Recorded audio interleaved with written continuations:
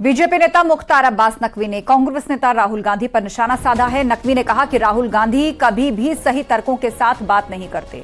नकवी ने राहुल को political play school में दाखिला लेने की सलाह दी है। देखो, ये सज्जन है, जेंटलमैन है या मेंटलमैन है, मैं क्या इस पे कुछ नहीं कहूंगा, लेकिन इस घमंडिया घराने का घटिया तराना बन गए हैं ये। अब ये जो जेंटलमैन या मेंटलमैन जो भी आप कहिए, ये जो है घमंडिया घराने के घटिया तराने से ज्यादा कुछ नहीं रह गए और हड़बड़ी में चौतरफा गड़बड़ी के हिस्ट्री शीटर बनने की होड़ में लगे हुए हैं। आपको जो है, मुझे अफसोस तो ये हो रहा था कि जिस समय इस तरह की बकवास बहादुरी वो कर रहे थे या बेवकूफियां कर रहे थे, उस वक्त उनकी मम्मी जी उनको बकअप कर रही थी।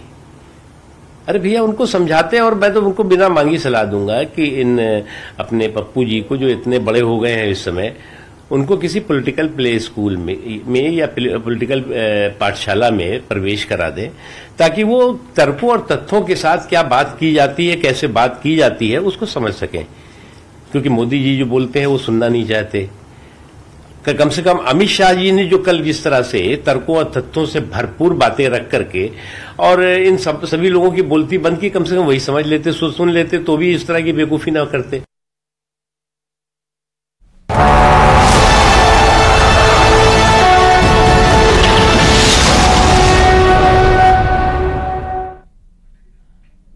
और यूपी विधानसभा की नई नियमावली को लेकर आज शाम बैठक होगी और नियमावली को कल विधानसभा में पेश किया जाएगा। अगले विधानसभा का सत्र नई नियमावली के तहत चलेगा।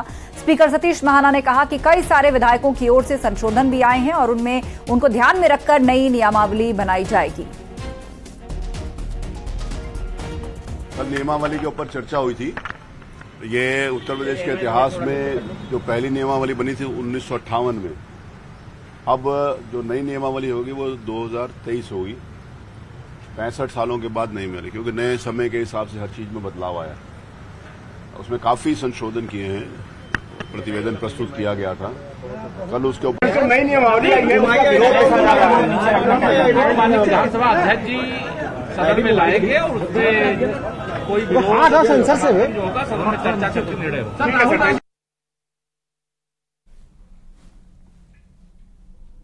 और विपक्षी विधायकों ने नई नियमावली के कुछ पॉइंट्स का विरोध किया है। एसपी विधायक समरपाल सिंह ने कहा कि विधायकों को गलत सूचना देने पर 50,000 का जुर्माना लगाए जाने का प्रावधान गलत है। वहीं एसपी विधायक राकेश प्रताप सिंह ने कहा, मोबाइल पर रोक के प्रावधान को गलत करार देते हुए कहा कि ऐसा नहीं होना चाहिए। कांग्रेस विधायक आराधना मिश्रा मोना ने महिलाओं को बोलने का अधिक मौका देने की बात कही है। जो एमएलए लोग हैं उन पर 50,000 का जुर्माना होगा अगर वो गलत क्वेश्चन उठाएंगे, गलत सूचना देंगे। हमें जनता सूचना देती है कि हमारे साथ ये वारदात हो गई और वो वारदात जनता सूचना देती है, हमें यहाँ बताते हैं कि ये फौरी तौर पे ये वारदात हुई। वहाँ ये एसपी से पूछेंगे तो कहेंगे नहीं नहीं, चोट नहीं लगी, टाँके नहीं लगे, ये गलत सूचना है। और वो होती सही है, लेकिन अगर वहाँ एसपी गलत बता दे, आके थाने वाला गलत बता दे, तो उस पर क्या 50,000? ये निंदनीय, ये नहीं होना चाहिए। मोबाइल पे बैन लगाना कहीं पे उचित नहीं है। कई चीजें होती हैं कि हम लोग मोबाइल पे, आज के सोशल मीडिया पर बहुत कुछ वहाँ पे जब कोई प्रश्न होता है, जब कुछ होता है तो उससे हम लोग निकालते रहते हैं।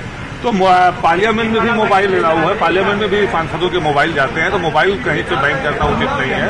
और पेपर और कागज नहीं ले जाएंगे तो विधानसभा में करेंगे क्या जाके? तो मुंह पे पट्टी बांधना बाकी रह गया। ये सरकार मुंह पे पट्टी भी बांध दे और विधायकों को वहां ले जाके बिठा दे, बस इतना बचा है। नियमावली में बहुत सारी नई चीजें लाई गई हैं और कुछ पुरानी चीजों को संशोधित भी किया गया है। हम सभी सदस्यों ने उसमें अपने सुझाव दिए हैं। प्रमुखता से मैंने उसमें जो महत्वपूर्ण सुझाव वो रखा था कि महिलाओं की भागीदारी होनी चाहिए, नियमावली में उसका प्रावधान होना चाहिए। और बिल के ऊपर एक स्टैंडिंग कमेटी जैसे पार्लियामेंट में है, वो बिल के ऊपर बननी चाहिए, क्योंकि हम यहाँ कानून बनाने आते हैं सदन में। और गाजियाबाद पहुंचे कांग्रेस के वरिष्ठ नेता आचार्य प्रमोद कृष्णम ने सीएम योगी की तारीफ की। उन्होंने कहा कि योगी के सीएम होने से उन्हें कोई ऐतराज नहीं। मुझे उनके मुख्यमंत्री होने से समस्या नहीं। मैंने ये कहा है कि मुख्यमंत्री जी को विधानसभा में जो आने वाले विधायक हैं इन्हें अपना दुश्मन नहीं समझना। वहीं आचार्य प्रमोद कृष्णम ने राहुल गांधी पर बीजेपी के आरोपों को लेकर बचाव किया। मैंने कहा कि ये तो हम पर रोज मिसाइल दागते हैं, ये नफरत की मिसाइल दागते हैं, मोहब्बत के फ्लाइंग किस से डरते हैं। तो दिल बड़ा करे बीजेपी, और जब दिल बड़ा करेंगे, नजरिया बदलेंगे तो नजारे बदल जाएंगे। और मऊ के घोसी विधानसभा उपचुनाव को लेकर तैयारी शुरू हो चुकी है। जिला कलेक्टर सभागार में नॉमिनेशन आज से शुरू हो चुका है। वेरिफिकेशन और पुलिस की भारी संख्या में व्यवस्था की गई। आने जाने वालों की सघन चेकिंग की जा रही है और हर मूवमेंट पर सीसीटीवी कैमरे लगाकर उनकी निगरानी की जा रही है।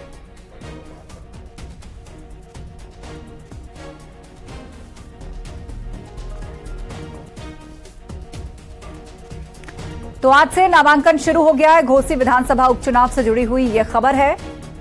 प्रशासनिक व्यवस्थाएं मुकम्मल की जा रही हैं। पर्चे की खरीद शुरू हो चुकी है। घोसी विधानसभा उपचुनाव से जुड़ी हुई यह खबर।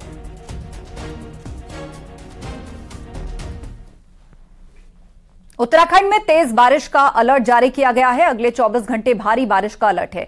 7 जिलों में तेज बारिश का अलर्ट जारी किया गया, जिनमें टिहरी से लेकर देहरादून, पौड़ी, हरिद्वार, नैनीताल, चंपावत, उधम सिंह नगर सभी जिलों के डीएम को एडवाइजरी भेजी गई है।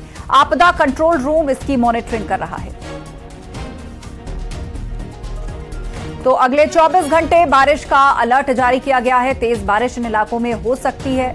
कुल मिलाकर 7 जिले हैं जिनके लिए अलर्ट जारी किया गया। यहां पर तेज बारिश हो सकती है। इन सभी जिलों के डीएम को एडवाइजरी भेज दी गई है, जिसमें यूएस नगर, देहरादून, हरिद्वार में अलर्ट है।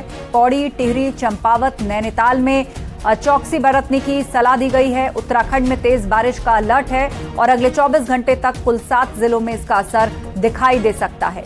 इसीलिए इन सभी जिलों के डीएम को एडवाइजरी भेजी गई है और उनको मुकम्मल इंतजाम करने के लिए कहा गया है।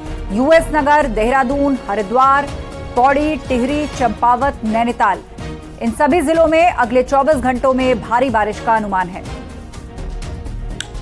तस्वीरें आपको दिखा रहे हैं अलग अलग जगहों पर किस तरह बारिश उत्तराखंड में हो रही है। यही नजारा आने वाले 24 घंटों में 7 जिलों में दिख सकता है, जिनमें यूएस नगर, देहरादून, हरिद्वार, पौड़ी, टिहरी, चंपावत और नैनीताल शामिल हैं। इन सभी जिलों के डीएम को एडवाइजरी भेजी गई है। रुक करते भारती सकलानी का। भारती, किस तरह के एहतियातन कदम उठाए जा रहे हैं? 7 जिलों के लिए अगले 24 घंटे भारी बारिश का अनुमान है। देखिए, भारी बारिश का ये अलर्ट मौसम विज्ञान केंद्र की तरफ से दिया गया है और आपदा कंट्रोल रूम ने सभी अधिकारियों को कह दिया है कि अपने फोन आप ऑन रखें, रिसीव करें, ताकि कहीं पर भी अगर कोई इस तरह की स्थिति आती है जहां पर लोग मुसीबत में हो इस बारिश की वजह से या कहीं पर कोई नुकसान होता है तो तुरंत एक्शन लिया जा सके। इसके अलावा मौसम विज्ञान केंद्र ने ये साफ कह दिया है, सभी डीएम को भी एडवाइजरी भेज दी है और सभी डिपार्टमेंट को भी एडवाइजरी भेज दी है कि अगले 24 घंटे प्रदेश में भारी से भारी बारिश की संभावनाएं जताई गई हैं। इसलिए अलर्ट रहे, यात्रा रूटों पर खास तौर पर सतर्कता बरतने की जरूरत है। इस तरह की हिदायतें दी जा रही है भारी अलर्ट के मद्देनजर। जानकारी के लिए शुक्रिया आपका भारती। तो उत्तराखंड में तेज बारिश का अनुमान जताया है मौसम विभाग ने। अगले 24 घंटों में 7 जिलों में भारी बारिश हो सकती है। और वक्त एक ब्रेक का है, जल्द होंगे हाजिर, कहीं मत जाइएगा। ये है